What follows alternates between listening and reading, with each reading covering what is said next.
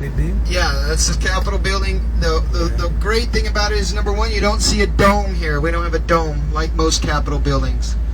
In fact, you can look all the way through our Capitol building, and as you look in the middle there, you can see it's kind of light in the middle there. That means there's no roof or ceiling in there. But what I'm going to do is point out to you guys some symbolism, and then when you wrap it all together, it's kind of cool what our Capitol building is.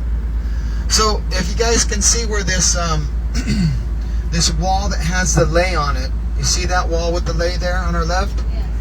Do you remember me telling you about island time? Here's another example of island time. So there's a moat that goes around our Capitol building, and that moat is to represent the Pacific Ocean, but they're supposed to be fixing it because it was leaking. They started fixing it when I first moved here a year and a half ago. I think this group is the same group that left to go and do the roundabout, that left to go and do the monorail, that left to go.